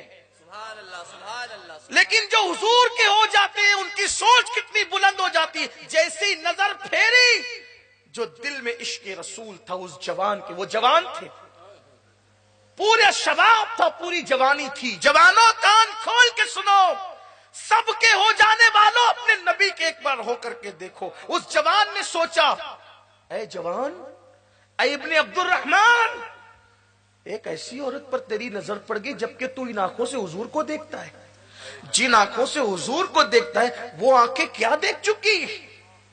فوراً اللہ سے کہا اللہ مجھے معاف کر دے، توبہ کی، اللہ مجھے معاف کر دے۔ خیال آیا اگر اس گناہ کی خبر، حالانکہ وہ گناہ نہیں تھا لیکن صرف سمجھانے کے لیے وہ اپنے تئیں گناہ سمجھ رہے تھے، اگر اس گناہ کی خبر میرے محبوب کو ہو گئی تو ان کا دل دکھ جائے گا۔ دیکھو جو حضور کے ہو جاتے ہیں یہ گناہ نہیں ہے لیکن پھر بھی احساس، عشق والوں کی طبیعت، کہا اگر میرے محبوب کو پتا چل گیا تو ان کا دل دکھ جائے گا۔ فوراً اس کے مولا مجھے معاف کر دے، اگر معافی نہیں ہو سکتی تو تو جو چاہے سزا دے دے، میں ہر سزا اٹھانے کو تیار ہوں، لیکن میرے اس گناہ کی خبر میرے محبوب کو مت ہونے دینا، ان کو تکلیف ہوگی ان کو مت ہونے دینا، میں ہر تکلیف اٹھا سکتا ہوں ان کی تکلیف نہیں دیکھ سکتا۔ اور پھر وہ گھر نہیں گئے، جہاں جانا تھا وہاں بھی نہیں گئے، پلٹ کر آقا کے پاس بھی نہیں گئے، وہ چلے گئے ایک جنگل میں، روتے ہیں، رات دن روتے ہیں، ایک ہی بات، اے اللہ مجھے معاف کر دے، معافی نہیں ہو سکتی تو جو چاہے سزا دے دے، لیکن میرے اس گناہ کی خبر میرے محبوب کو مت ہونے دے۔ نہ کھاتے ہیں، نہ پیتے ہیں، نہ سوتے ہیں، بس روتے ہیں روتے ہیں روتے ہیں۔ ایک دن، 2 دن، 10 دن، 20 دن، 40 دن اسی حالت میں گزرے، جنگل میں پڑے پڑے۔ ایک دن میرے آقا نے خود کہا اے عمر اور اے سلمان جاؤ، وہ ابن عبد الرحمن جنگل میں پڑا ہوا ہے، رو رہا ہے، نہ کھاتا ہے، نہ پیتا ہے، نہ سوتا ہے، اس کو میرے پاس بلا کر لاؤ۔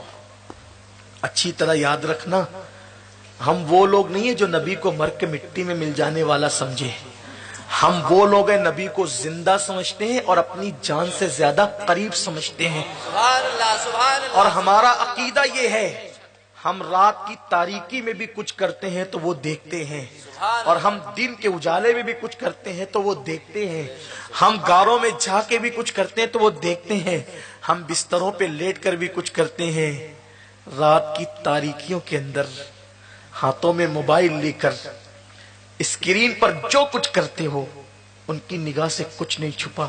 جس کی نگاہ سے خدا کی ذات نہ چھپے اس کی نگاہ سے ہماری راتیں کیسے چھپ سکتی ہے؟ بے شک۔ اس جوان کے بارے میں آقا نے بتایا کہ وہ جنگل میں غار میں جاؤ بلا کر کے لاؤ اس کو. فاروق اعظم سلمان فارسی چلے اور دیکھا کہ ایک چرواہا تھا. اس سے پوچھا کہ کیا تو نے ہمارے بھائی ابن عبد الرحمن کو دیکھا ہے؟ میں ان کے والد کے نام سے ان کا نام اکثر لیتا ہوں, ان کا اصل نام ذکر نہیں کرتا, حالانکہ بڑی شان والے ہیں وہ, لیکن چونکہ نسبت حضور علیہ السلام سے, اسی وجہ سے ہمارے یہاں اس کا بڑا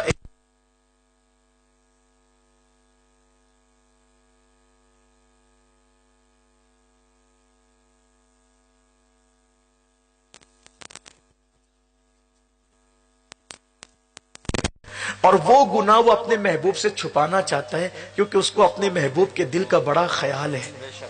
وہ روتا ہے. کہاں ہے وہ؟ تو کہا کہ وہ پتہ نہیں کہاں ہے, لیکن جب رات تاریک ہو جائے گی, رات کی سیاہ زلفیں پورے جنگل پہ تن جائے گی, تو اس وقت وہ نکلے گا اور پھر وہ روئے گا, اس وقت تم اس سے مل سکتے ہو. دونوں انتظار کرنے لگے.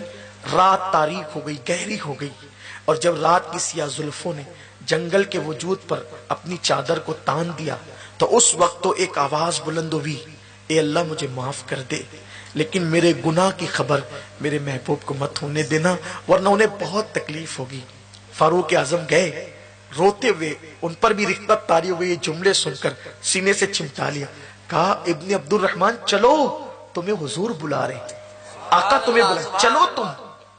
ابن عبد الرحمن پہلا سوال کرتے ہیں, عمر کیا میرے گناہ کی خبر میرے محبوب کو ہو گئی؟ فاروق اعظم نے کہا مجھے کچھ بھی نہیں پتا, بس حضور نے کہا تھا بلانے کے لیے, تمہیں بلانے آ گیا. چلو ابن عبد الرحمن, تمہیں آقا بلا رہے ہیں. رونے لگے. عمر ایک احسان کرو, زندگی بھر کبھی نہیں بھولوں گا کہ میری ہمت نہیں ہے, میرے اندر طاقت نہیں ہے حضور کی بارگاہ میں حاضری دینے کی, منہ دکھانے کی. مجھ سے بہت بڑا گناہ ہو گیا ہے, میں ان کو منہ نہیں دکھا سکتا, لیکن انہوں نے بلایا ہے, میں انکار بھی نہیں کر سکتا. تو ایک کام کرو, مجھے اس وقت آقا کی بارگاہ میں لے کر چلنا جب آقا حالت نماز میں ہوں گے, حاضری بھی ہو جائے گی اور حضور کا سامنا کرنے سے بچ بھی جاؤں گا. یہاں پر سوچے ذرا, ایک نا کردہ گناہ کر کے حضور کے سامنے جانے سے کتنا ڈر لگ رہا ہے نا. ہم نے تو کروڑوں گناہ کیے ہیں, اربوں خربوں گناہ کیے ہیں, گناہوں کا کوئی حساب ہی نہیں ہے. لیکن جب ہماری قوم میں یہ بیان ہوتا ہے کہ حضور قبر میں آئیں گے, تو ہم نعرے لگاتے ہیں. نعرے لگنے چاہیے, لیکن کبھی دوسرا رخ سوچا, حضور قبر میں آئیں گے, یہ سیاہ منہ کیا حضور کو دکھائیں گے اتنے قریب سے. سرکار نظمی کہتے ہیں ان کا سامنا میں قبر میں, ان کا سامنا قبر میں کیسے کروں گا میں, دل اڑا سا جاتا ہے سن سن سنن میرا. اقبال سے کسی نے کہا تھا, اقبال جرمنی اور برطانیہ تک جاتے ہو, مدینے کیوں نہیں جاتے جبکہ جا سکتے ہو. اقبال نے کہا جا تو سکتا ہوں, لیکن اس ڈر سے نہیں جاتا کہ ان کو کیا منہ دکھاؤں گا. میں نے پتہ نہیں یہ واقعہ کہاں تک صحیح ہے, ہماری جماعت کے ایک بہت بڑے عالم, میں نے ان کی زبانی ایک نجی محفل میں سنا تھا کہ حضور مفتی اعظمین رحمت اللہ علیہ 2 بار حج کو گئے, اور جب ان سے کسی نے کہا حضور کی سنہری جالیاں کتنی خوبصورت ہے, تو انہوں نے کہا تھا ہاں بہت خوبصورت ہے, میں نے بھی سنا ہے. کسی نے کہا آپ نے سنا ہے, آپ تو 2 بار گئے نا مدینہ شریف اور 1-1 مہینے تک قیام کیا. فرمایا 2 بار تو گیا, لیکن کبھی جالیوں تک جانے کی ہمت نہیں, کبھی جالیوں تک جانے کی ہمت نہیں. کیا منہ دکھاؤں ان کو. یہ تھے مفتی اعظم. اسی لیے مولانا نصیر الدین نصیر صاحب جو قطب گولڑا کے پوتے ہیں, ان کا شعر ہے, شرم اسیاں سے نہیں سامنے جایا جاتا, شرم اسیاں سے نہیں سامنے جایا جاتا, یہ بھی کیا کم ہے تیرے شہر میں آئے ہوئے, کیا منہ دکھائیں گے. اقبال نے ایک مقام پر کہا تھا, اے اللہ میرا حساب مت لینا, اے اللہ میرا حساب مت لینا, اور اگر میرا حساب لینا تو لازمی جانے, تو لازمی جانے, تو پھر تجھ سے گزارش ہے, عرضی ہے کہ میرے محبوب سے چھپا کر میرا حساب لینا، کیونکہ جب میرے گناہ کھلیں گے تو کہیں ان کی آنکھیں حیا اور شرم سے جھک نہ جائے۔ اللہ اکبر۔ تو اس جوان نے کہا، ابن عبد الرحمن نے، کہ نماز میں حضور ہو تو تب لے کے چلنا تاکہ سامنا نہ اور حاضری بھی ہو جائے۔ کاش ہم اپنی آنکھوں کی حفاظت کرتے، اپنے وجود کی حفاظت کرتے۔ پھر فجر کا وقت آیا، المختصر یہ کہ فاروق اعظم اور سلمان فارسی ان کو پکڑ کے، چلنے کی طاقت نہیں تھی اس جوان میں، 40 دن تک نہ کھایا تھا، نہ پیا تھا، نہ سوئے تھے، بالکل ہڈی کا ڈھانچہ ہو گئے تھے، پکڑ کر لے کر کے گئے۔ اور جیسے حضور کی آواز قرآن کی تلاوت کی اس جوان کے کانوں میں پہنچی، چیخ مار کر بے ہوش ہو کے زمین پہ گر پڑے۔ آقا نے نماز مکمل کی، پوچھا عمر، سلمان ابن عبد الرحمن کہاں ہے؟ تو سلمان فارسی نے کہا حضور وہ بے ہوش پڑا ہوا ہے، شاید وہ جیے گا نہیں۔ میرے آقا ان کے پاس آئے، ان کے ماتھے پہ ہاتھ رکھا، ان کا ہاتھ پکڑا۔ حدیث پاک میں آتا ہے حضور کے ہاتھ بڑے ٹھنڈے ٹھنڈے تھے اور خوشبودار اور ریشم سے زیادہ نرم تھے۔ سرکار نے جیسی ہاتھ پکڑا، حضور کی آنکھوں کی ٹھنڈک ہاتھوں کی ٹھنڈک پا کر انہوں نے آنکھیں کھول دی۔ آقا کو سامنے دیکھا تو بس کہ آقا میرے گناہ کی خبر آپ کو تو نہیں پہنچی نا؟ بس ایک ہی خیال تھا، آپ کا دل نہ دکھے، آپ کا دل نہ دکھے۔ میں نے جب یہ روایت پڑھی تو مجھے سوچا کہ دبایا مجھ کو ہونے نے، نہ میں ہوتا تو کیا ہوتا۔ پتہ نہیں میری اپنی ذات سے حضور کو کتنی تکلیف پہنچی۔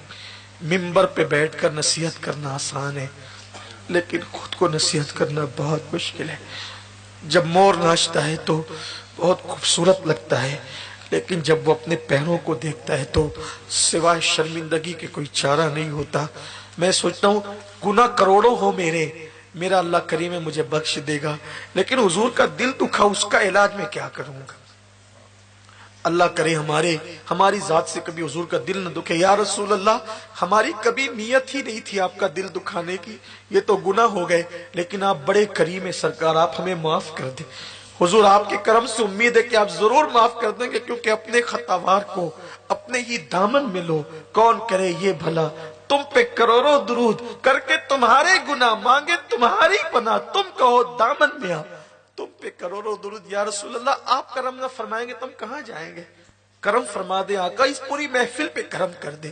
حضور آج کے بعد ہم میں سے کوئی بھی پاپ نہ کرے، کوئی بھی گناہ نہ کرے۔ یا رسول اللہ، سب کی زندگی بدل دیجئے، سب کی زندگیوں میں انقلاب پیدا کر دیجئے۔ سرکار نے اس جوان کا ہاتھ پکڑا، انہوں نے کہا کہ میرے گناہ کی خبر آپ کو ہو تو نہیں گئی نا؟ سرکار نے کہا ابن عبد الرحمن کیا ہوا تجھے؟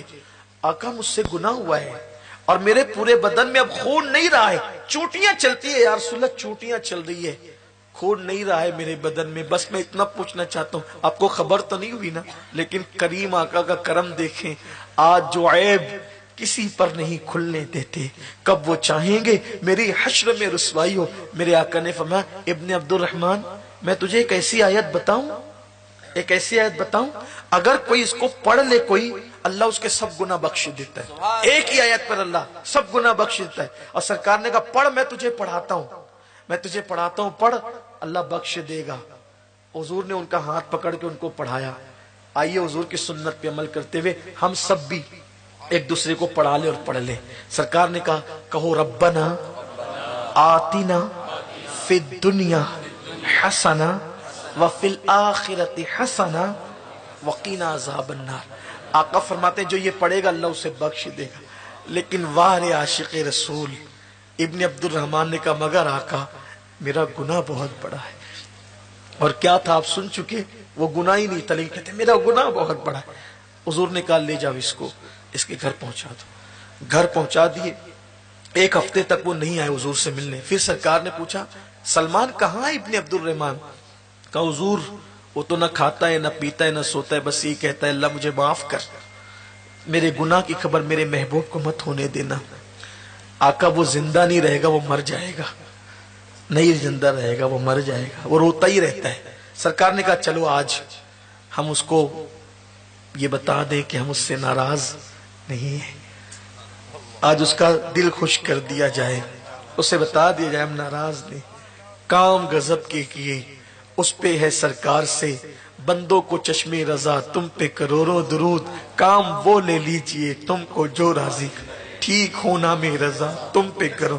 حضور آئے، ان کے گھر چل کر آئے اور آ کر ان کے بستر پہ بیٹھ گئے، بستر پہ بیٹھے حضور۔ میرے آقا کی عادت تھی جب بھی کسی بیمار کو دیکھنے جاتے تھے تو اس کے بستر پہ جا کے بیٹھ جاتے تھے، اس کی پیشانی پہ ہاتھ رکھ کے اس کا حال پوچھتے تھے۔ سرے بالی انہیں رحمت کی ادا لائی ہے، سرے بالی انہیں رحمت کی ادا لائی ہے، حال بگڑا ہے تو بیمار کی بنائی ہے، ان کی زلفیں نہیں رحمت کی گھٹا چھائی ہے، ان کے ابرو نہیں دو قبلوں کی یکجائی ہے۔ اللہ اکبر۔ میرے کریم آقا بستر پہ بیٹھ گئے۔ آقا ابن عبد الرحمن کیا ہوا؟ حضور مجھ سے گناہ ہو گیا سرکار۔ اور پھر پوچھا آقا آپ کو پتا تو نہیں نا اس گناہ کے بارے میں، خبر تو نہیں نا، آپ کا دل تو نہیں دکھا نا اس گناہ؟ حالانکہ وہ سب خبر رکھتے ہیں لیکن یہ دیوانگی عشق کی بولی ہے۔ پیش خبیر کیا مجھے حاجت خبر کی؟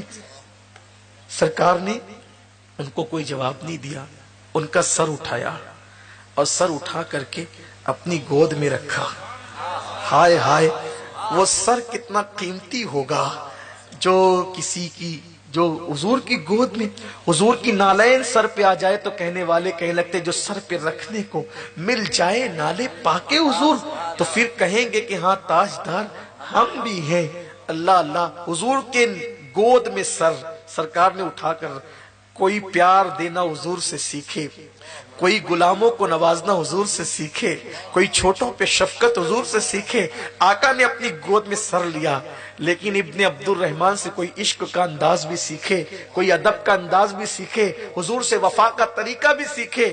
جیسی حضور نے گود میں سر لیا، ابن عبد الرحمن نے سر کھسکا کھسکا کر زمین پہ گرا لیا، اور جیسے ہی گرایا تو حضور نے پوچھا کیوں گرایا تم نے اپنا سر زمین پہ؟ ابن عبد الرحمن کہتے آقا آپ کی گود بڑی مقدس ہے، آپ کی گود بڑی پارسا ہے، اور میرا گناہ آلود سر اس گود میں رکھے جانے کے قابل نہیں ہے۔ یہ کہنا تھا، دوبارہ پھر رکھا گیا، انہوں نے پھر نیچے کیا، ادھر جبریل آئے، آقا کو سلام پیش کیا اور عرض کیا اللہ کو آپ کے اس دیوانے کی ادا بڑی بھا گئی ہے۔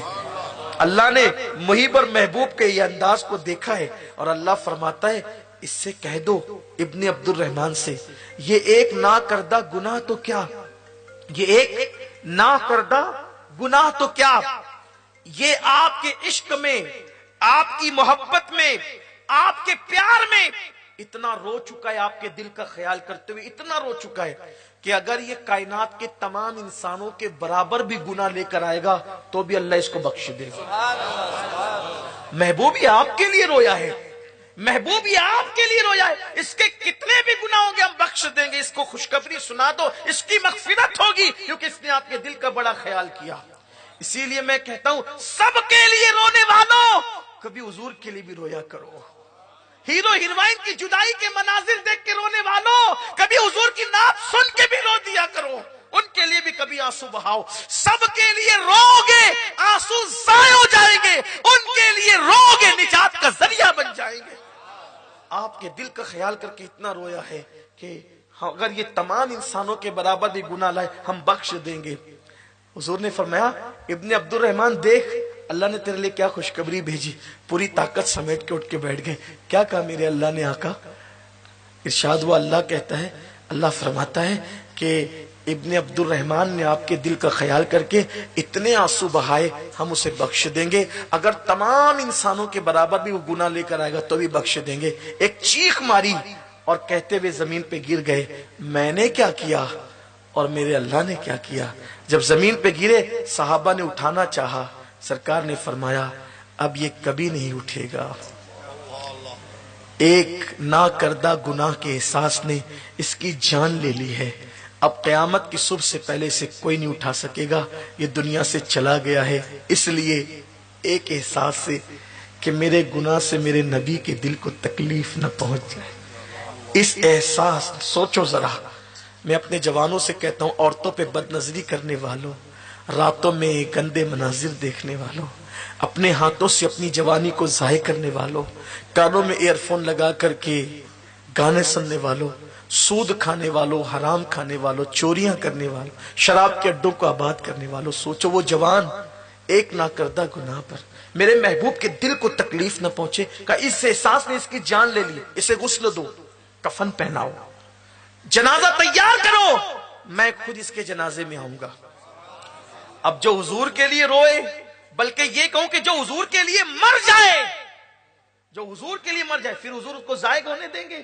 نہیں نہیں، وہ تو بڑے کریم ہیں، میرے کریم سے گر قطرہ کسی نے مانگا دریا بہا دیے ہیں، در بے بہا دیے ہیں۔ سرکار نے کہا جنازہ تیار کرو، غسل دو، کفن پہناؤ، میں اس کے جنازے میں آؤں گا۔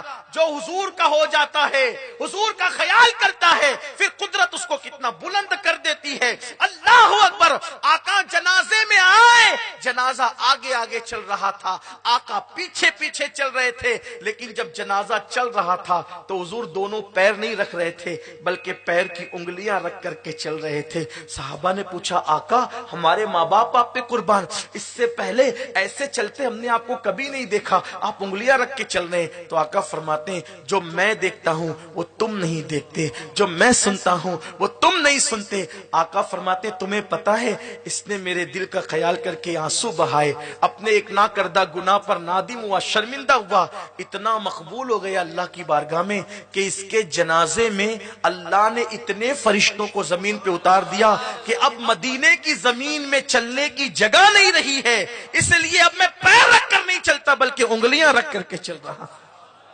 یہ ہے حضور کے جو ہو جاتے ان کی زندگی۔ اس آئینے میں دیکھیں ہم حضور کے کتنے ہیں اور آپ حضور کے کتنے۔ آؤ آج حضور سے تجدید وفا کریں، اپنے اللہ سے بھی معافی مانگیں، اپنے نبی سے بھی معافی مانگیں، اور عہد کریں آج کے بعد انشاءاللہ نماز نہیں چھوٹے گی، آج کے بعد چہرے سے داڑھی نہیں اترے گی انشاءاللہ، میں ہاتھ نہیں اٹھاؤں گا آپ کے، اس لیے کہ جن کو محبوب سے عشق ہے انہوں نے خود ہی ہاتھ اٹھانے، میں نے نہیں کہنا، کسی کو شرمندہ نہیں کرنا۔